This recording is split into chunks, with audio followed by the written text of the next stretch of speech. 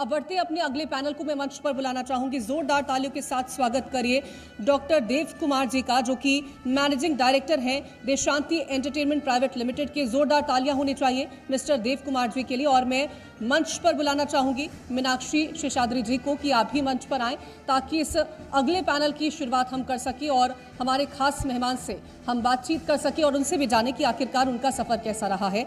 तो मिस्टर देव कुमार, जो कि मैनेजिंग डायरेक्टर हैं देशांती एंटरटेनमेंट प्राइवेट लिमिटेड की, और मैं रिक्वेस्ट करूंगी मीनाक्षी जी से कि आप भी कृपया करके मंच पर आएं और इस पैनल को हम आगे बढ़ा सकें, उनसे हम बातचीत कर सकें और उनके सफ़र के बारे में जान सकें कि आखिरकार उनके सपनों की उड़ान कैसी रही है और आने वाले वक्त में वो किस तरह से आगे अपनी बेहतरी के लिए काम कर रहे हैं और प्रदेश के लिए भी काम कर रहे हैं, और जानेंगे कि आखिरकार उनका सफ़र कैसा रहा। तो रिक्वेस्ट करूंगी मीनाक्षी जी आपसे, प्लीज़ मंच पर आएँ ताकि हम मिस्टर देव कुमार जी से बातचीत कर सकें और उनके बारे में, उनके अनुभव के बारे में और कैसा उनका ये पूरा सफ़र रहा है उसके बारे में भी जान पाए। बातचीत उनसे करेंगे। तो ज़ोरदार तालियां एक बार मिस्टर देव कुमार जी के लिए होनी चाहिए, जो कि हमारे साथ जी मध्य प्रदेश छत्तीसगढ़ के खास मंच पर मौजूद हैं और अपने अनुभव को वो साझा करते नजर आएंगे और यहाँ बताएंगे कि आखिरकार आगे उनका क्या प्लान रहने वाला है, क्या उनका लक्ष्य है और उसे हासिल करने के लिए कितनी मेहनत वो करने वाले हैं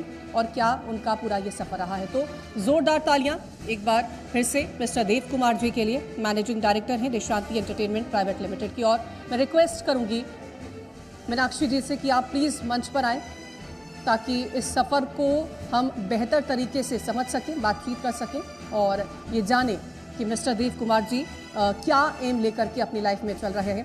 over to you Sonali and Meenakshi ji. Dev Kumar ji, बहुत बहुत स्वागत है आपका। और मैं इस चर्चा की शुरुआत करना चाहूँगी, चूँकि वर्तमान में एंटरटेनमेंट इंडस्ट्री को विकसित करने के लिए आपके विचार क्या हैं, आपका एक विज़न जानना चाहूँगी, उससे शुरुआत करते हैं। देखिए, एंटरटेनमेंट इंडस्ट्री क्यों है, कैसे है, उसके क्या मायने हैं, मैं आपको थोड़ा सा ब्रीफ देता हूँ।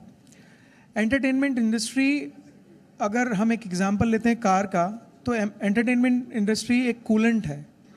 आप इंजन कितना काम करता है, कितना गर्म होता है, कितनी गाड़ी चलती है, आपका जिस्म है, शरीर है, आप काम कर रहे हैं।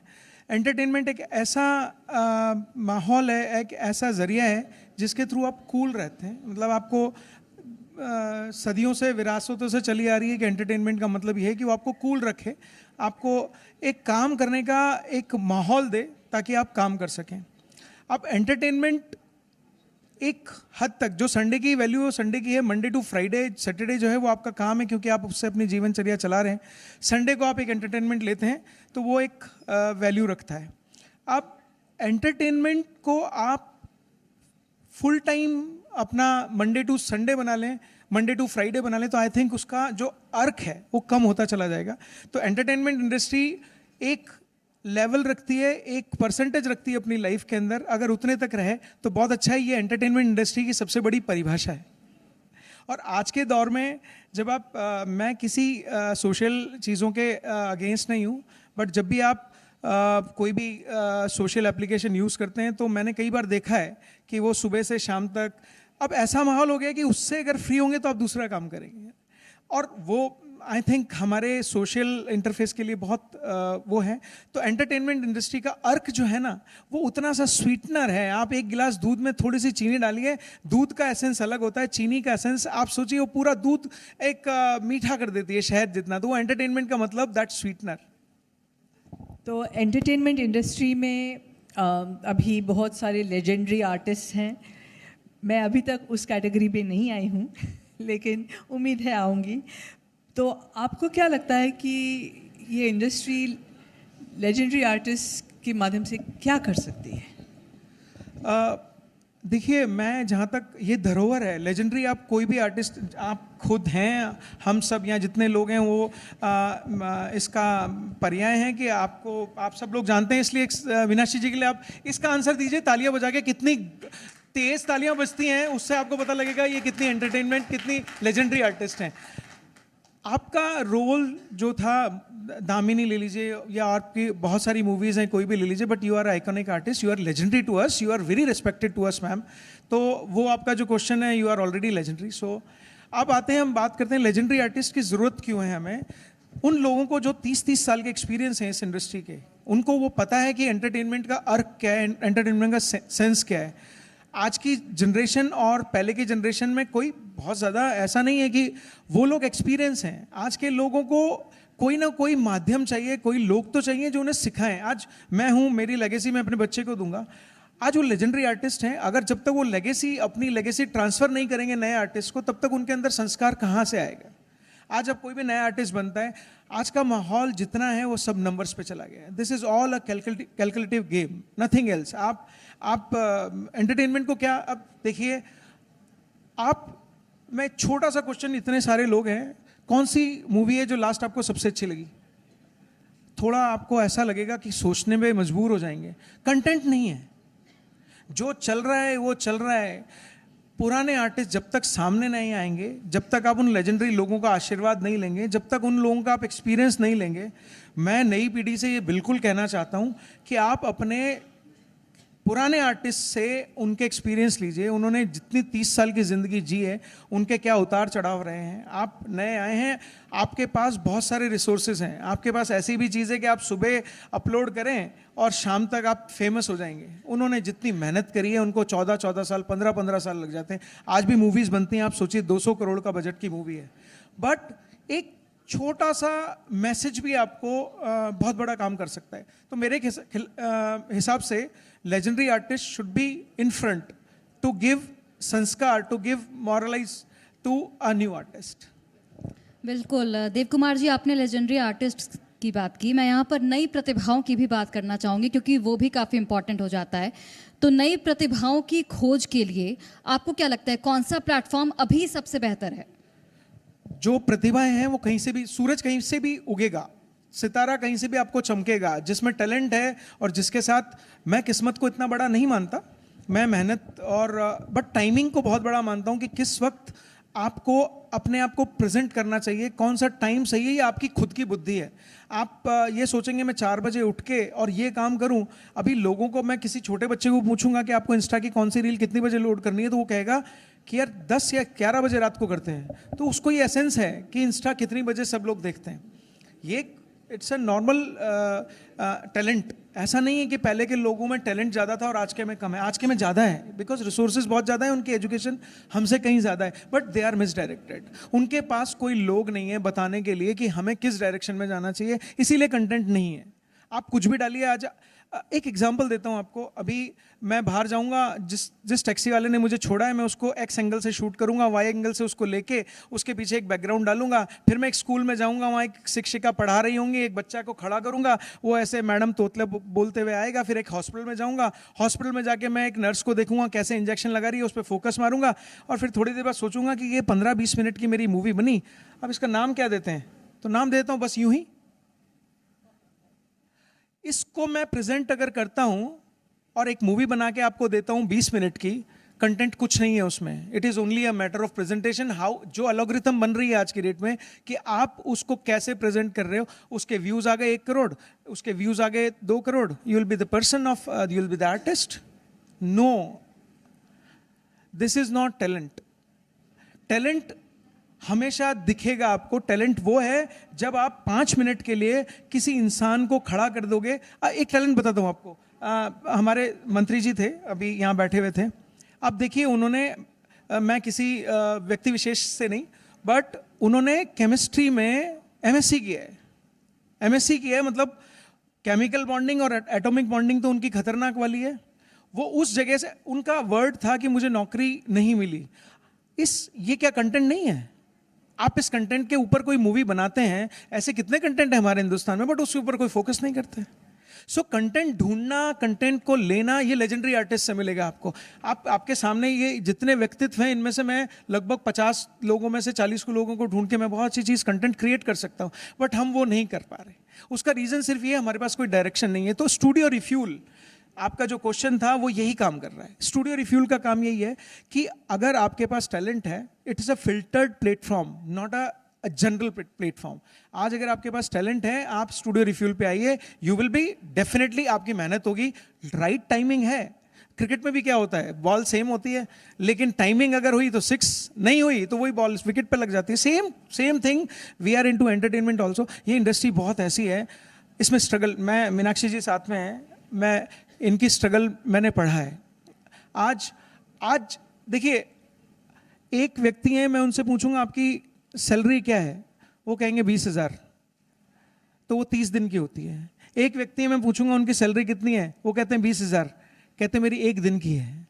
एक व्यक्ति है, मैं पूछूंगा कि सैलरी कितनी है, वो कहते हैं 20,000 कि मेरी 1 घंटे की है। एक व्यक्ति है कि मेरी सैलरी कितनी है, 20,000, मेरी 1 सेकंड की है। तो this is called a development. यही आर्ट है। आर्ट आपको जीरो बढ़ा सकता है, आपके टाइमिंग बढ़ा सकता है। जो काम इतने सारे लोग 30 साल में नहीं कर सकते, वो 30 मिनट में हो सकता है। But we need a platform, वो शायद स्टूडियो रिफ्यूल बहुत जल्दी दे देगा। बहुत बढ़िया कहा आपने। और ये जो उभरते हुए कलाकार हैं आजकल के, तो वी हैव सोशल मीडिया और ऑनलाइन प्लेटफॉर्म्स हैं, तो ये सब उन उभरते कलाकारों का किस तरह मदद कर सकते हैं? देखिए, हमारे पास जो सोशल प्लेटफॉर्म्स हैं, आज भी इंडस्ट्री में जाना तो बहुत मुश्किल है। ऐसा नहीं है कि आप बॉम्बे चले गए, आप स्ट्रगल कर रहे हैं, आप 7 बंगला में 3। एक एग्जांपल आपको और देता हूँ। एक वेब सीरीज़ है, मैंने बहुत ज़्यादा, मैं टीवी नहीं देखता, बट एक वेब सीरीज़ है, बड़ी अच्छी वेब सीरीज़ थी। नाम, मैं ये प्लेटफॉर्म सही नहीं है कि मैं आपको नाम लूँ कि उसका एडवर्टीजमेंट हो जाएगा, बट उसका कनेक्ट एक गाँव से था, एक छोटे से गाँव से। जब भी आप रूट को, कंटेंट को लेके आएंगे ना, वो सब जगह आपको अप्रिशिएट हो जाएगा। धीरे धीरे होगा, धीरे धीरे होगा, धीरे धीरे होगा। आज आप सिर्फ काम करिए कंटेंट के लिए। अगर कंटेंट अच्छा होगा तो आप किसी भी कोने में होंगे, हिंदुस्तान के, वर्ल्ड के किसी भी कोने में होंगे। आपको, जब आपका कंटेंट अच्छा है तो उसके बाद मार्केटिंग सेकेंडरी इशू है। एल्गोरिथम पे नहीं जाना है। आपने कितनी देर क्या काम किया, आपको व्यूज चाहिए ना, व्यूज के लिए एक एल्गोरिथम है। आप शाम तक फेमस हो जाएंगे, बट आप सस्टेन नहीं कर पाएंगे। You will not be able to. इस मंच पे परफॉर्म कैसे कर पाएंगे आप, जब तक आप में आर्ट नहीं है? एक आर्टिस्ट है, वो एक पेंटिंग बनाता है, ही इज आर्टिस्ट, उसके पास उतना बड़ा आर्टिस्ट है, पर वो 2 घंटे मंच को नहीं झेल सकता है, वो उतना ही काम कर सकता है। आपके पास एक आर्टिस्ट है, आप खुद एक देखिए, जो भी व्यक्ति इन पूरे लोगों को 2 घंटे संभाल के रख सकता है, वो आर्टिस्ट है। क्या अपनी कला को वो पेश करे ऐसा, वो आर्टिस्ट है। नेता और अभिनेता में बहुत फर्क नहीं है ज्यादा। अभिनेता और नेता, अभिनेता पार्ट टाइम कैरेक्टर में रहता है, नेता 24 आवर्स कैरेक्टर में रहता है। It's a big truth. आप क्या अभिनेता को और नेता को कंफर्म कुछ नहीं कर सकते। They are big artist, they are much more big artist than अभिनेता। That's why they are growing. आज स्टूडियो रिफ्यूल जो प्लेटफॉर्म देने की कोशिश कर रहा है, वो बहुत फिल्टर्ड प्लेटफॉर्म देने की कोशिश कर रहा है। आज अगर मैं हम सब लोगों की टीम है, सचिन है, रमन भाई हैं, मेरी वाइफ है, मेरा बच्चा भी उसमें है, वो अभी 16 साल के हैं, बट वो ही इज़ डूइंग गुड। अच्छा है, चलो 18 साल तक वो हो जाए। Annu Kapoor is there on our panel. अभी हमें सुबह हम प्रेस कॉन्फ्रेंस में थे सुरेश वाडेकर साहब के साथ।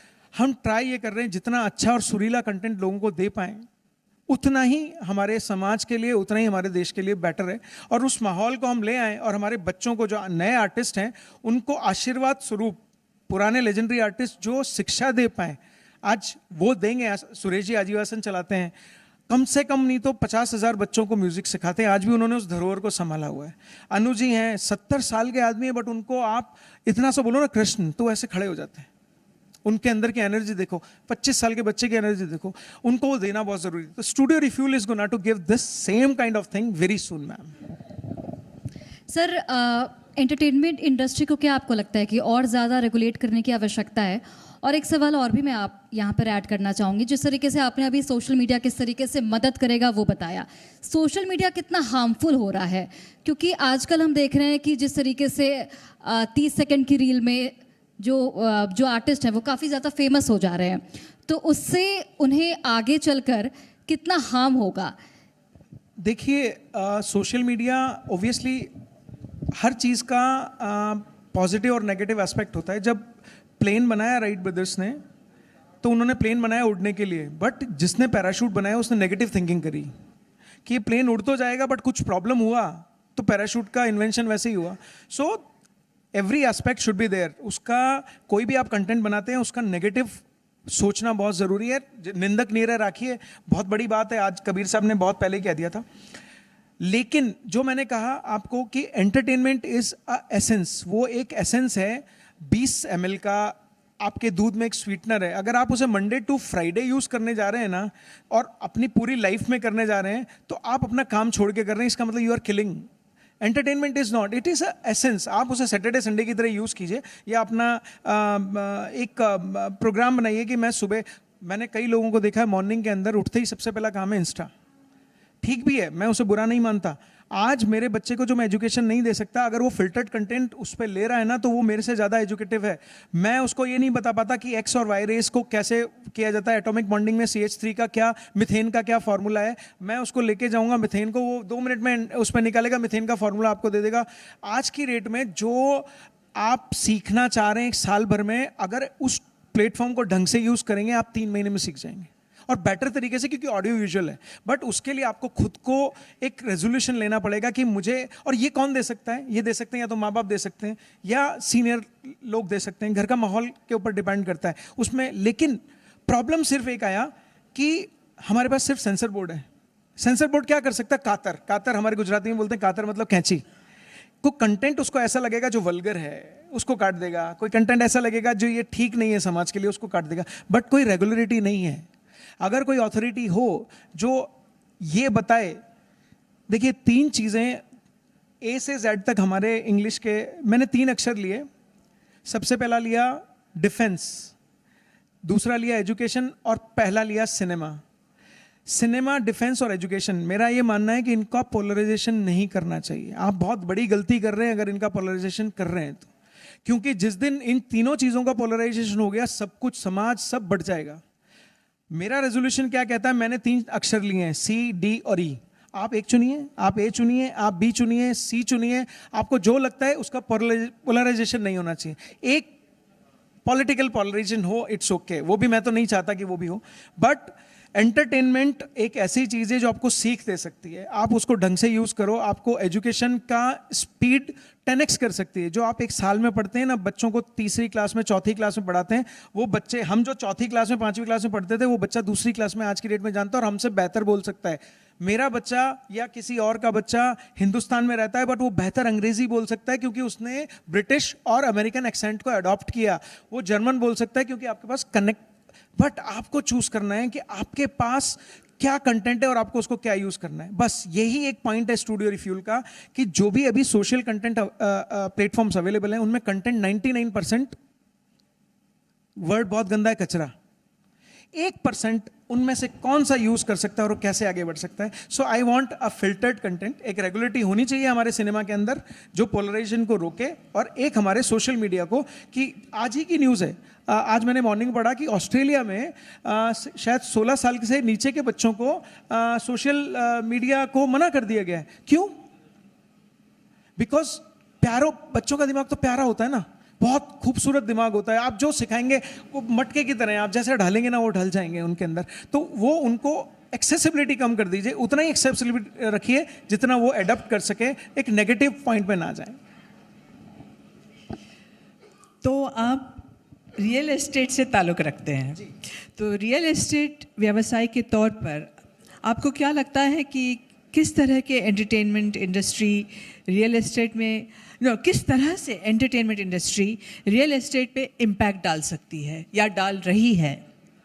दोस्तों, मैं इस इंडस्ट्री को बहुत दिन से ऑब्जर्व कर रहा हूँ। जब मैं स्टूडियो रिफ्यूल के थ्रू एंटरटेनमेंट इंडस्ट्री में आया, अभी I have running application studio refuel, जो कि एक सोशल मीडिया प्लेटफॉर्म है आपके टैलेंट को। तो मेरा, आप जब भी स्टूडियो रिफ्यूल की वेबसाइट पे जाएंगे, पहला पॉइंट होता है शेयर योर टैलेंट। तो मैं वो ऑब्जर्व करता हूँ, एक एक मेल को मैं ऑब्जर्व करता हूँ। दूसरी बात कि बड़ा मुश्किल होता है पैसा कमाना, बहुत मुश्किल होता है। हमें लगता है यहाँ बैठ के कि ये मूवी ऐसे बनी है, उसके पीछे कितने लोगों की मेहनत होती है, कैसे कैसे एक एक सीन को रिपीट होता है, कितना मेहनत होती है और कैसे जब जाके पैसा आता है। रियल एस्टेट में नहीं है। मैं आज एक मकान बेचता हूँ, 5 लाख कमा लेता हूँ। मैं एक ऐसी जगह से पैसा कमा रहा हूँ जहाँ पे पैसे की वैल्यू, और इधर की तरफ वहाँ पैसे की वैल्यू X और यहाँ पैसे की value 10x। I earn 1 crore, I put it 1 crore in entertainment industry. दोस्तों, एक आर्टिस्ट 15 से 20 साल काम करता है, 15 से 20 साल, तब जाके उसके फॉलोअर्स बढ़ते हैं, तब जाके उसकी ये वैल्यू बनती है कि उसका रेम्यूनरेशन 15 लाख रुपए एक इवेंट का है। आज मैं किसी इवेंट में जाता हूं या मैं कोई एक रेडियो एडवर्टाइजमेंट के थ्रू मैं कोई एक जिंगल बनाता हूं, तो उसके पीछे मेरा 20 साल का 30 साल का एक्सपीरियंस है कि मुझे ये बनाना चाहिए। I am a sales person, मुझे साइकोलॉजी से हम खेलते हैं। अब एक जिंगल का मैं 5 लाख भी चार्ज करता हूं, 2 लाख भी चार्ज करता हूं। आप सोचिए बहुत ध्यान से, मुझे 15 लाख रुपए देके किसी आर्टिस्ट को बुला के और मैंने जो मकान बेचा है उसका रिबन कटवाने में कितनी देर लगेगी? Hardly 10 minutes. आप सोचिए, real estate industry is a throttle.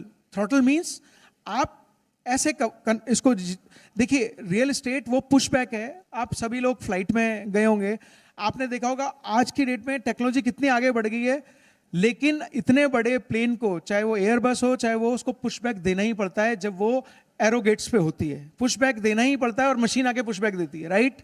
उसके बाद वो उड़ना शुरू करती है, वो है एंटरटेनमेंट टैलेंट, राइट? बट जो पुशबैक है वो है रियल एस्टेट। आप वहां से पुशबैक दे दीजिए, उसके बाद आपकी उड़ान कितनी ईजी हो जाएगी, वो बहुत। आज रियल एस्टेट से आप कमा के इस इंडस्ट्री में कुछ लेके आते हैं, दैट विल बी। तो मैंने रियल सिंक्रेशन यही था, you have to earn. I can't earn from entertainment till 14 years.